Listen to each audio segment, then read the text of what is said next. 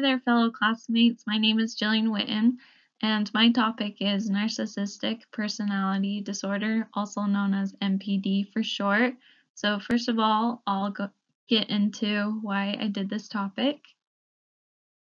So, the reason why I did this topic is because I have family members and friends that have narcissism and show narcissistic behaviors, and it has had a huge impact in my life, and I wanted to increase self-awareness for other people that may be suffering from narcissism or have a family member or friend or know someone that does or maybe seeing it somewhere else.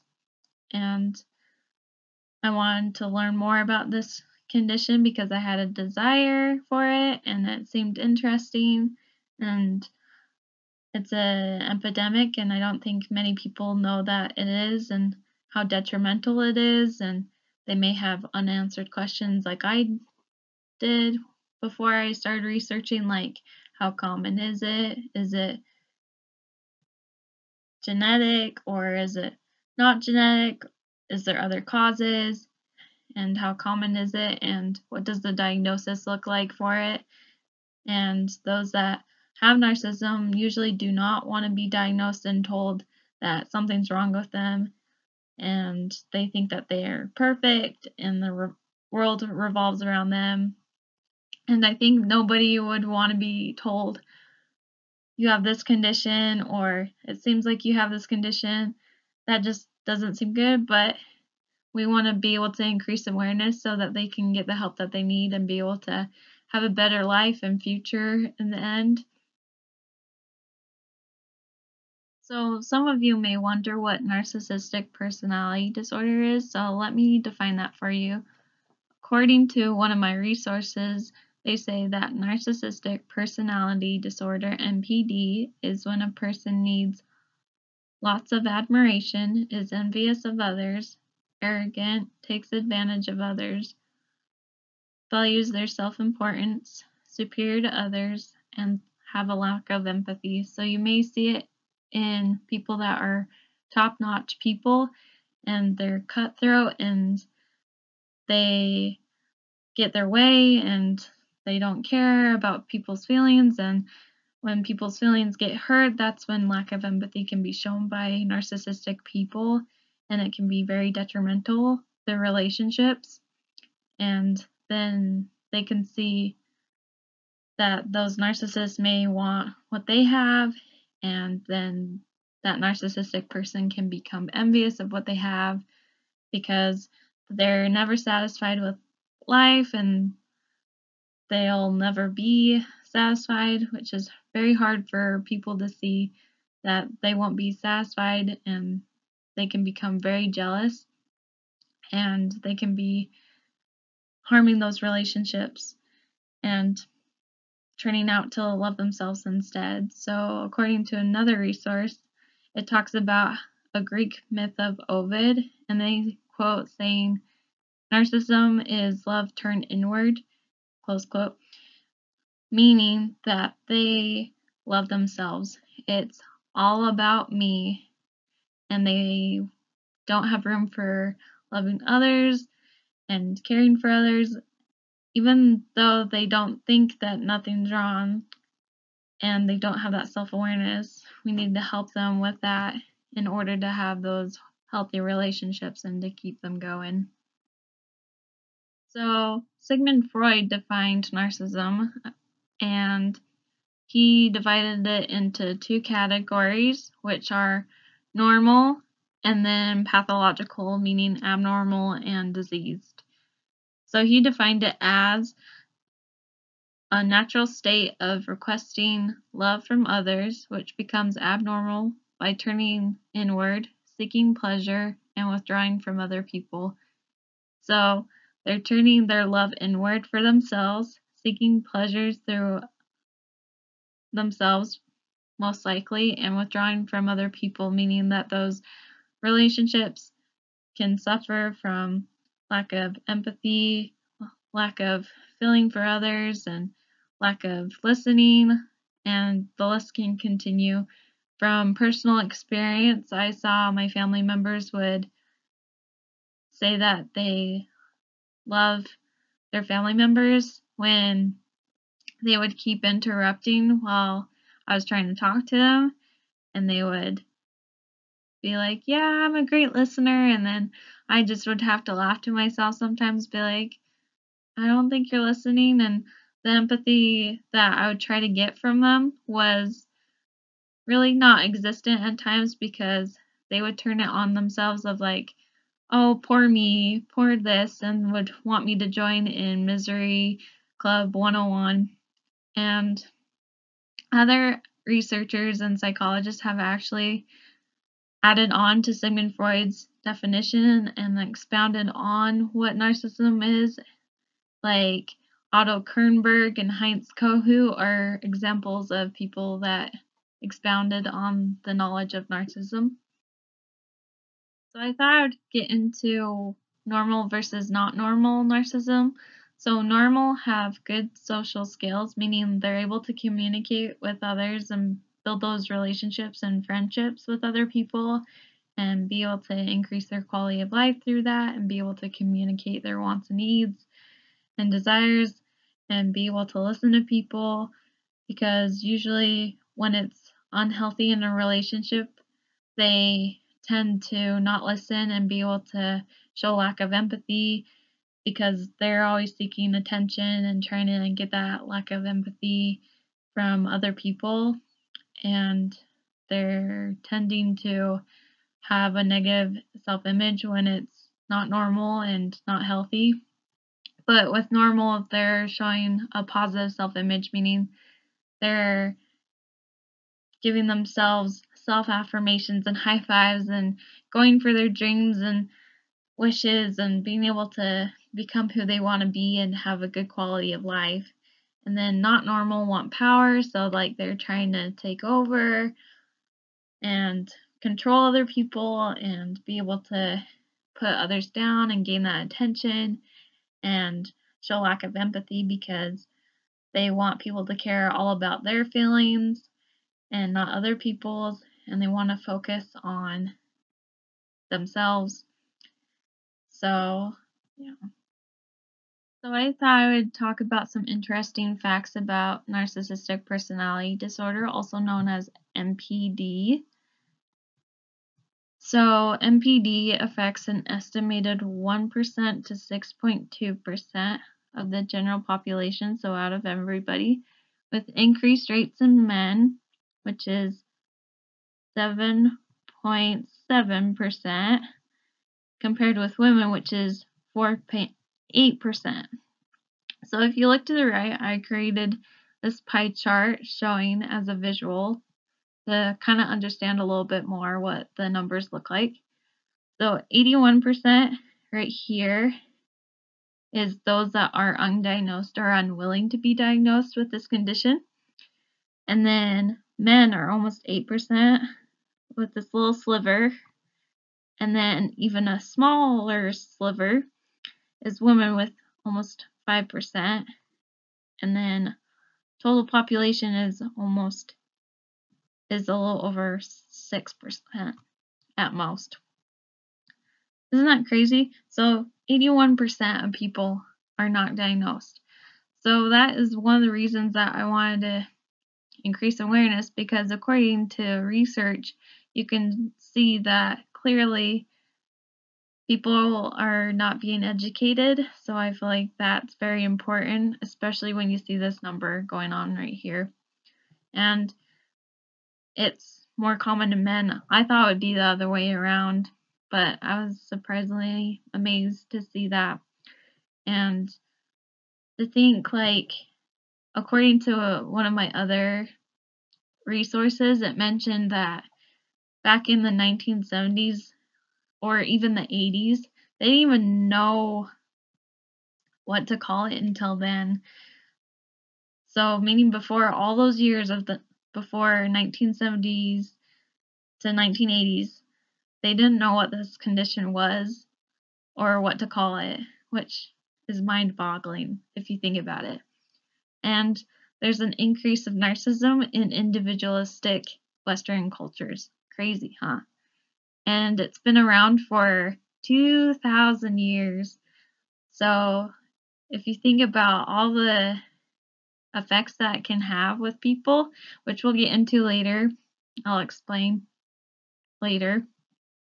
That's crazy of seeing how there was a much needed way of treatment like therapy and even medication possibly. And those with MPD have higher rates of substance abuse, depression, and dealing with people. So you can see like they're forming up habits that they may cut people off, which can ruin relationships and be able to cause harm and even sadness and a lot of hurt and pain in families and friendships, and even in intimate relationships as well. And according to another resource, narcissistic disturbances can be experienced to some degree by all humans. So, if you think about it, each of us has a little bit of narcissism in us. So, we need to be careful of our trends and behaviors that we are exemplifying and showing towards other people. And we really need to be aware and careful of other people's feelings and listening to others and showing empathy. And there's higher of MPD in millennials. So, in today's day and age of teenagers and people, and according to one resource, it defined millennials as like from 1970s to now. And cultures have a high value on wealth tend to have narcissism as seen as a good thing, which is surprising. And narcissists care about their status on Facebook apparently too. So you're probably wondering what diagnosis looks like with narcissistic personality disorder. So they're thinking, not me, I couldn't have it. But according to one resource, it says full-blown narcissistic personality disorder is less common with only 1 to 2% of the population diagnosed. Although, as narcissists are reluctant to seek help for their disorder, this may be a serious underestimate.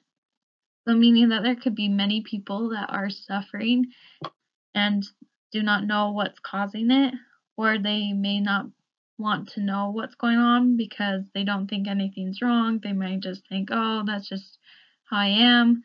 And they may be having highs and lows and pretty hard on themselves or pretty self absorbed in themselves and be like, oh, I'm fine, I'm good, I'm amazing, I'm perfect. But with the low diagnosis rate going on, it could lead to unknown diagnosis of MPD, obviously, because that unawareness and education, or even both, could be a factor into people not knowing what's going on. And so I want to help talk about signs and symptoms in the future of this presentation. And MPD has its diagnostic challenges. It is easy and straightforward to diagnose, but some that do treatment may hide their narcissistic habits, meaning they may have good attitudes one day and then they might change their attitude another day. So they might be up and down like a little roller coaster some days, but they can sometimes be mostly happy and mostly sad. So it's really a unknown thing. And narcissistic personality disorder remains a severe and fairly rare clinically diagnosed condition. Subclinical narcissism or narcissistic traits have reached epidemic proportions with serious consequences. So it can be very detrimental if people let it keep happening and let it keep going. And most individuals with MPD remain undiagnosed because they don't feel that anything's wrong with them. Therefore, they rarely seek psychiatric help. And when they seek treatment for a coexisting disorder or depression instead of narcissistic personality disorder. So you're probably wondering, how does a professional determine if someone has narcissistic personality disorder? So they use a tool called the Diagnostic and Statistical Manual of Mental Disorders, and according to one resource, many professionals use the Narcissistic Personality Inventory to help diagnose NPD as well. And they tend to show impaired self-functioning, like needing self-esteem reassured. So they may be like, I don't know if I can do this. And they always say that. And they're like, do you think I can? And their friends are like, yeah, of course. And they believe in them and try to help boost them up because they're pretty hard on themselves because they tend to show trying to be perfect. And sometimes that self-esteem can be low at times. And they also give themselves praise that can be over the top or can be very low and be like, oh, I didn't do too well, or oh, I should just give up because I did so terrible and not try again on their first try. And they have extreme highs and lows, and they have their emotions changing, and they set goals to get approval from others so that they can be seen as an amazing person and that they are just great and dandy and that they don't need to fix anything. And then they see that there's impaired interpersonal functioning, like not being able to recognize other people's feelings and needs, and they have superficial relationships and not interested in other people's experiences, so they don't care what other people have to say, and they tend to make it about themselves when other people are talking. And they also have pathological personality traits like grandiosity and attention seeking. Like they always want the attention. They're very self-centered and hyper-focused on what's going on with them. Like they may listen and be like, oh yeah, that's great, and then be like, I'm doing great at this and this and this and this, and keep going for a while. I know I've seen from personal experience, my own family members tend to be like, oh yeah, that's great, or not say like awesome job or something, or give praise, and instead they give praise for themselves and turn it around themselves and are attention seeking when they cannot seek attention from others, and they seek that from people that'll give it to them. So some causes. According to one resource, it says exact cause is unknown, but could be due to social and genetic factors. So social being like associating with friends and family, and then genetic, it could be from family that have this condition. And other causes are lack of empathy from parents, and that can result in self-centered children. And then there's lack of praise and an increase in grades at school, day-to-day dishonesty in politics, and social media used to self-promote, so making them look great and fantastic and taking posts and pictures all the time could be an example, and being like, look at me, I did this, and it's just constant in a cycle of self-centered people keep going around and around and around, and they don't become aware that they're just talking about themselves and other people at times, so we need to increase that awareness. And kids that receive lots of praise and ego inflation could be at risk for developing narcissistic personality disorder as well. And children who are abused or disregarded may develop narcissistic personality disorder because they feel that no one cares and they are looking out for themselves, like they have to look out for themselves. How sad is that they are not receiving empathy and being probably lost and trying to find out who they are and their self-identity and being able to determine what they want to do with their lives. So we need to help people in those situations, especially like any person with this condition is very important. And to tell them about possibly if they want to learn more of like where they could have gotten it from, because according to researchers, there's no exact cause to narcissistic personality disorder because it is still a mystery to many people. And according to another resource, that says seemingly irreversible alterations to family life, technological development, including social media, attitudes to death and dying, and celebrity worship, all feature in the rise of our narcissistic society and our interconnected trends. So it is video time and discussion time. I wish I could discuss with all of you your inputs and thoughts. So I recommend, if you want more details about narcissism, watch this video from 0.00 to 8 minutes and 14 seconds, or even like the whole video if you want, because it gives really good input from a therapist point of view. And she talks about the components of narcissism, and she mentions that narcissistic personality disorder is the actual diagnosis of narcissism, and many people do not want to be diagnosed, is what she says, which I was like, yes, you go, girl. You mentioned it, that people need to be aware. And she mentions about how relationships are with narcissists, like they can use forgiveness to their advantage and as a second chance, and that they can be manipulative when they use that, and it can be toxic. And she talks about her clients that she talks to that are narcissists and how they can be very difficult, and that any relationship with a narcissist is unhealthy and can be toxic, and there needs to be a change. And she mentioned that it's a phenomenon that is going on in today's world.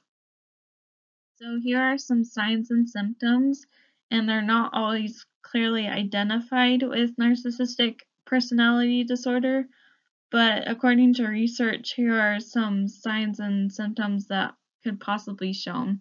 So one of them is lack of empathy can be shown, so they don't care about others' feelings and they only care about their feelings. They want to make it about themselves, so they become self-centered, and they manipulate others, like through mind games and through the ways that they talk to them and communicate with them, and in different ways as well. They do not care about others. They're perfectionists and they fluctuate in self-esteem, so they have highs and lows, and they can get hurt easily, especially with their feelings, and they do not take responsibility for their faults, so meaning that they do not want to apologize for anything that they think they did wrong, so they don't own up to it, and they just think that they're fine and everything's fine and that there's no issues or problems, and so that can be harmful to relationships majorly. And they put others down by negative comments. I know I've seen that from personal experience with my narcissistic family members. Like they say, like, I don't think that's good enough, try harder, and they wouldn't show empathy, and they would feel like it looks like you've gotten fat, and it would make me self-conscious and be able to feel intimidated, anxious, angry, and defensive. That's how they made me feel, and that's how others can feel as well. Like, I know that from personal experience especially, and they do not listen. They do not show empathy. They do not validate feelings. They get offended when they are called out on their bad behavior, and they're manipulative. And they have a sense of grandiose self, so meaning like, oh, I'm so great, I'm so good, and they just give themselves praise a lot, and it's sometimes over the top. And according to one resource, it says if high achieving, they are not experiencing joy or satisfaction they believe that they deserve. So they're never happy or satisfied with whatever they have. And continues, it says inflated sense of self-importance, strong desire to keep the focus on themselves. And In a way, they can be conceited, boastful, pretentious, and cannot accept criticism and will act out. And the symptoms of NPD are presented in a mnemonic called It's All About Me. So, some red flags that you can see with narcissism and narcissistic personality disorder are they insist on special favors, they think about themselves, and they want all the attention, so it's all about them, and the attention will always be on them most of the time. And they seem entitled, like they deserve things and that they should get better things and they should get the best of things in life, like cars, houses, stuff like that. And they become jealous and they're arrogant in their personality and they have a Dr. Jekyll and Mr. Hyde personality. So if you don't know Dr. Jekyll and Mr. Hyde personality, it's where Dr. Jekyll is a good guy, like he's helping people and helping alleviate their pain and suffering. And then Mr. Hyde is this creepy looking dude and he acts differently and acts all hunched over and mysterious and questionable. And it's the same person, both these people, but with different personalities. So it kind of reminds me of one of my favorite movies called Mrs. Doubtfire, where when it comes to the character named Daniel to get a job, he's interviewing to see what kind of jobs he can do, and the lady asks him, "What do you do for a living?" And he's like, "I do voices." And she's like, "Voices?" And he gives different scenarios and different people that he acts like, and so he gives a sample of all his voices and he acts like different people. So that's what it reminds me of, if that's a better example for all of you. And narcissists also tell others that it isn't good enough and they lie and tend to make excuses.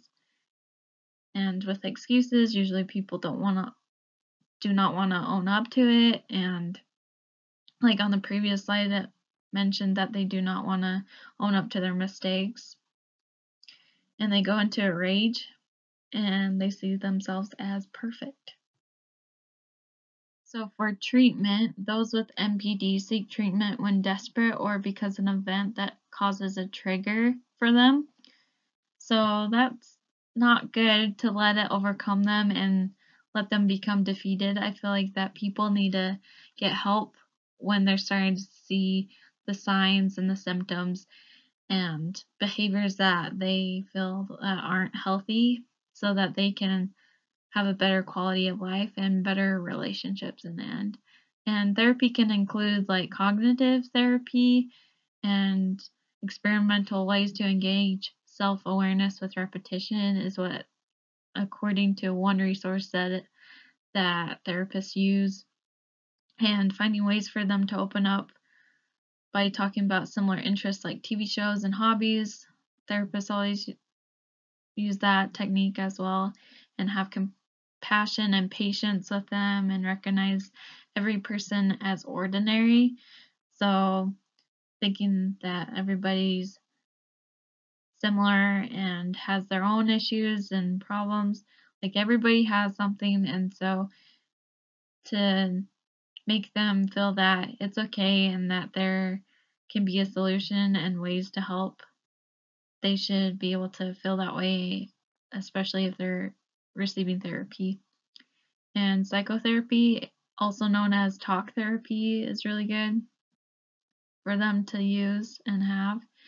And according to one resource, it says no current medications, but can benefit from using psychiatric medications that help with depression, anxiety, mood liability, and poor impulse control. And according to another resource, it says other medications that may be prescribed are the following: antidepressants, antipsychotics, and mood stabilizers. So I thought I would dive into what narcissistic relationships with parents look like. So parents that are narcissists, essentially. So, according to a study, 13 women raised by narcissistic mothers faced incompetent childhood, isolated childhood, denied childhood, and eventually had to go to therapy and felt no support by healthcare, education, or social service agents. So, I thought it was interesting that this research also went into detail about those different childhoods. Like it talked about how that child will feel isolated in their relationships and friendships.